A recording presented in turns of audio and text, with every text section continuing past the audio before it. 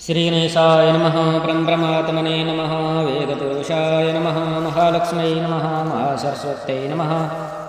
श्रीगुरुचरणकमलेभ्यो नमः। वक्रतुण्डमहाकाय सूर्यकोटिसम्प्रभ निर्विघ्नं कुरु मम देव सर्वकार्येषु सर्वदा। सर्वमङ्गलमाङ्गल्ये शिवे सर्वार्थसाधिके शरण्ये त्र्यम्बके गौरी नारायणी नमोऽस्तुते।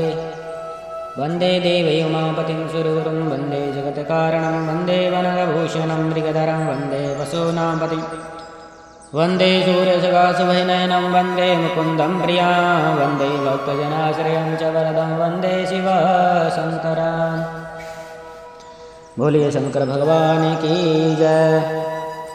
सती और शिव का विहार वर्णन। ब्रह्मा जी बोले, किसी समय वर्षा ऋतु में जब श्री महादेव जी कैलाश पर्वत के शिखर पर विराजमान थे, उस समय सती शिव जी से कहने लगी। सती बोली, हे महादेव, मेरे वचनों को सुनिए और हे मानंद सुन करके उसे कीजिए। हे नाथ, यह परम कष्टदायक वर्षा काल आ गया है तथा अनेक वर्णों के मेघों के गरजने से आकाश तथा दिशाएं व्याप्त हो गई हैं। कदम्ब के पराग से समवेत जल बिंदुओं को लेकर बहने वाले मनोहारिणी तथा तीव्र गति वाली वायु प्रवाहित हो रही है। इस वर्षा काल में जल समूह की धाराओं से वृष्टि करते हुए तथा चमकती हुई बिजली की पताक वाले इन मेघों की गर्जना के कारण किसका मन विक्षुब्ध नहीं हो जाता। विरही जनों को दुखदायी कर देने वाला हर वर्षा काल महाभयानक है।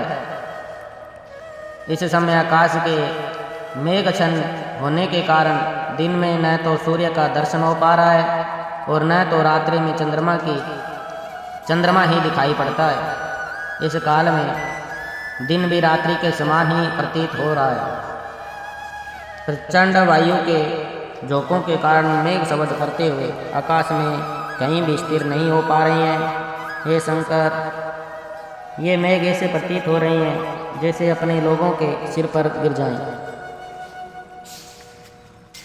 हे शंकर, हवा के वेग से ये बड़े बड़े वृक्ष आकाश में नाचते हुए से प्रतीत हो रहे हैं। ये कामी जनों के लिए सुख देने वाले तथा भीरू जनों को भयभीत करने वाले हैं। काले तथा चिकने बादलों वाले आकाश के ऊपर उड़ती हुई वंकपक्ति यमुना नदी के ऊपर बहते हुए फेन जैसी प्रतीत हो रही है। इस काल रात्रि में बादलों में छिपा हुआ यह चंद्रमंडल समुद्र में प्रदीप्त हुई वडवांगनी के समान प्रतीत हो रहा है। हे विरूपाक्ष, इस मंदराचल पर्वत शिखर के प्रांगणों में भी वर्षाकालीन व घासें उगाई है। फिर अन्य स्थानों की चर्चा ही क्या करूं। मंदराचल पर आश्रय ग्रहण करने वाले इस काले श्वेत तथा रक्त वर्ण के मेघों से यह विशाल हिमालय इस प्रकार प्रतीत हो रहा है जैसे पत्तों से पूर्ण दुग्ध का समुद्र हो।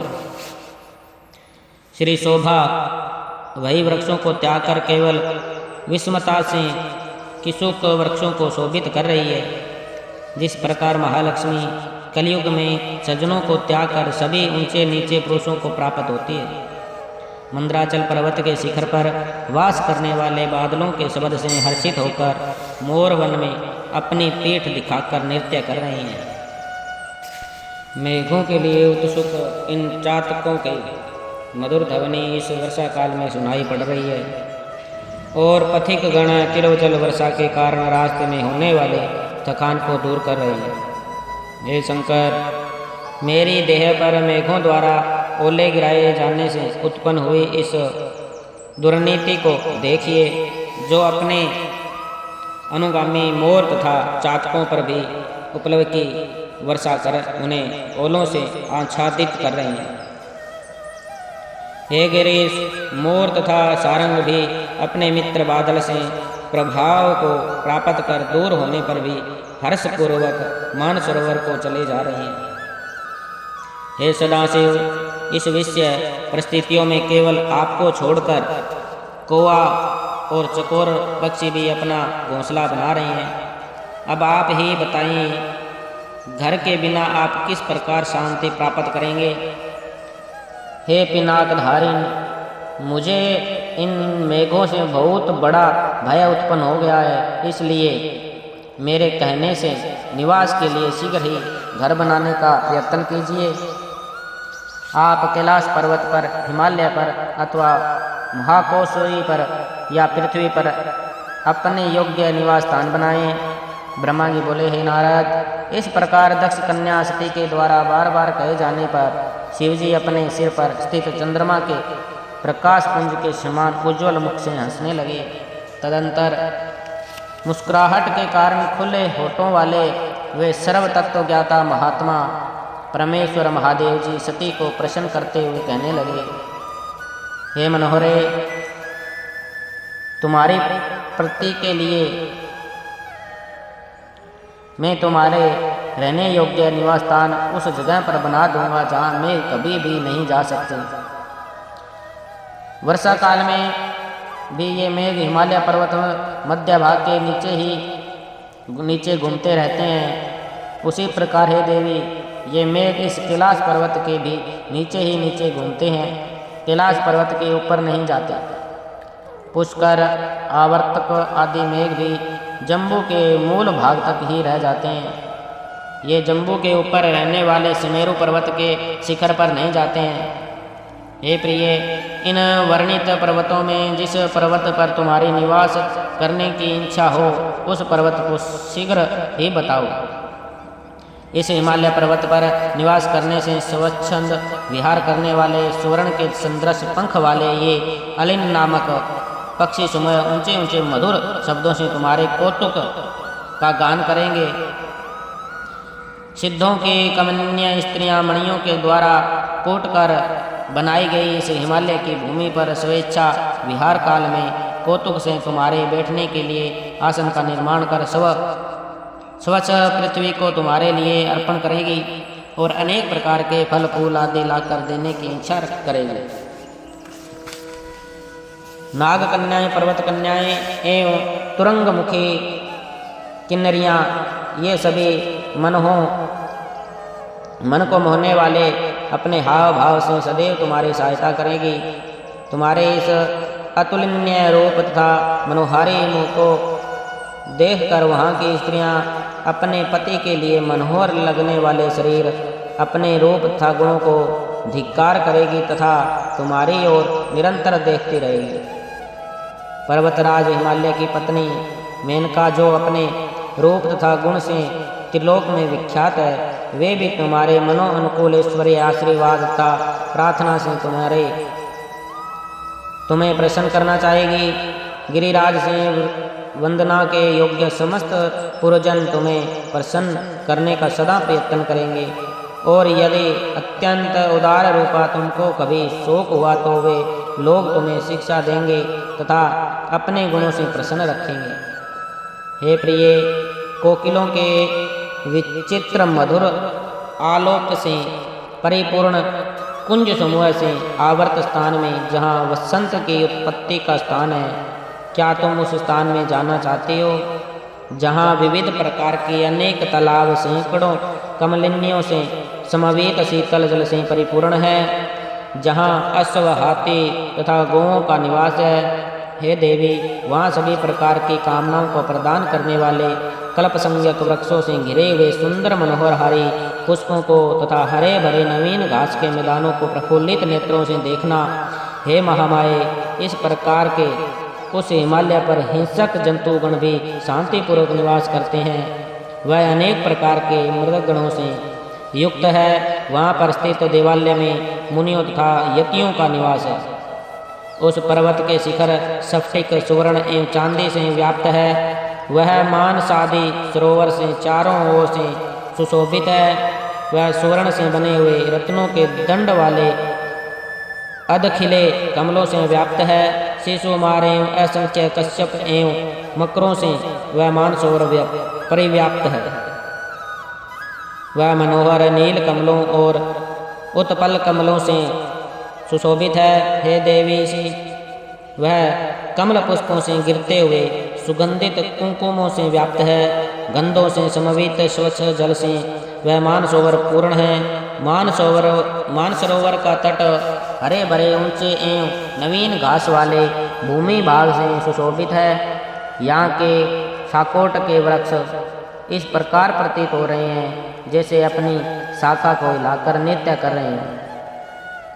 अपनी इच्छा के अनुसार अनेक प्रकार के रूप धारण करने वाले देवताओं, सारसों एवं मत वाले चक्रवाकों से मानसरोवर सुशोभित है हो रहा है। परम आनंद को प्रदान करने वाले भोरों के मधुर शब्दों से गुंजित एवं मानसरोवर महान उद्दीपन करने वाला है। मेरु पर्वत के ऊंचे शिखर पर इंद्र, कुबेर, यम, वरुण, अग्नि, वायु तथा इंसान की पूरियाँ, जहाँ देवताओं का निवास स्थान है, रंभा, सची एवं मेनकादि अप्सराओं से वह मेरु शिखर सुशोभित है। हे देवी, क्या तुम उन समस्त पर्वतों के राजा तथा पृथ्वी के सारभूत महारण्य सुमेरु पर्वत पर विहार करना चाहती हो? वहाँ निवास करने से सखियों एवं अप्सराओं सहित सची देवी तुम्हारी उचित सहायता करेगी, अथवा तुम मेरे आश्रयभूत कैलाश पर जो पर्वतेंद्र के नाम से विख्यात है उस पर निवास करना चाहती हो, जहाँ पर कुबेर की अलकापुरी है, जहाँ गंगा की जलधारा बह रही है, जो स्वयं पूर्ण चंद्र के समान समुज्वल है, और जिस कैलाश के कंदराओं तथा शिखरों पर ब्रह्मकन्याएं मनोहर गान करती है। यह कैलाश अनेक प्रकार के मृदंगणों के समूह से युक्त सैकड़ों कमलों से परिपूर्ण एवं सुमेरु पर्वत की अपेक्षा समस्त गुणों से युक्त तथा सुंदर है। हे देवी, इन स्थानों में जहाँ कहीं भी तुम्हारी रहने की इच्छा हो, उस स्थान को शीघ्र मुझे बताओ, मैं वहाँ पर तुम्हारे निवास स्थान का निर्माण करूँगा। ब्रह्मा जी बोले, शंकर के इस प्रकार कहने पर सती देवी अपने निवास भूत स्थान का लक्षण इस प्रकार कहने लगी। सती बोली, हे देव, मैं आपके साथ इस पर्वतराज हिमालय पर ही निवास करना चाहती हूँ। आप इसी पर्वत पर शीघ्रतापूर्वक निवास स्थान का निर्माण कीजिए। ब्रह्मा जी बोले, सती द्वारा इस प्रकार कहे जाने पर शंकर जी अत्यधिक मोहित हो गए और सती को साथ लेकर हिमालय पर्वत के ऊंचे शिखर पर चले गए। सिद्धांगनाओं से युक्त, पक्षियों से सर्वथा अगम्य अनेक छोटी छोटी बावलियों से युक्त, विचित्र कमलों से चित्रित और प्रातःकालीन सूर्य के समान सुशोभित उस शिखर पर शिवजी सती के साथ चले गए। वह शक्तिक मणियों के समान समुज्वल हरे भरे वृक्षों से तथा घासों से परिपूर्ण विचित्र पुष्पों वाली बावलियों से युक्त था। उस शिखर के वृक्षों की शाखाओं का अग्रभाग विकसित पुष्पों से सुशोभित था। भोरों गुंजार कर रहे थे। वह नील एवं अनेक वर्णों के कमलों से परिव्याप्त था। चक्रवाक, कदम्ब, हंस, सुक, सारस और नीली गर्दनों वाले क्रोंच पक्षियों के शब्दों से वह शिखर शब्दायमान हो रहा था। उस शिखर पर कुछ किल मनोहर शब्द कर रहे थे। वह अनेक प्रकार के गणों, किन्नरियों, सिद्धों, अप्सराओं तथा सेवित था। विद्याधारियाँ, देवियाँ तथा किन्नरियाँ वहाँ विहार कर रही थी तथा पर्वतीय स्त्रियों एवं कन्याओं से वह युक्त था। वीणा, सितार, मृदंगे, पटहक के वाद्य यंत्रों पर नृत्य एवं कौतुक करती हुई अप्सराओं के समूह से वह शिखर सुशोभित हो रहा था। देविकाओं, दीर्घकाओं, खिले हुए तथा सुगंधित पुष्पों और निकुंजों से वह शोभायामान हो रहा था। इस प्रकार की शोभा से युक्त पर्वतराज हिमालय के शिखर पर शंकर जी सती देवी के साथ बहुत काल तक रमण करते रहे। महादेव जी उस स्वर्ग के समान दिव्य स्थानों में सती के साथ देवताओं के वर्ष के गणनानुसार 10,000 वर्ष तक प्रसन्नतापूर्वक विहार करते रहे।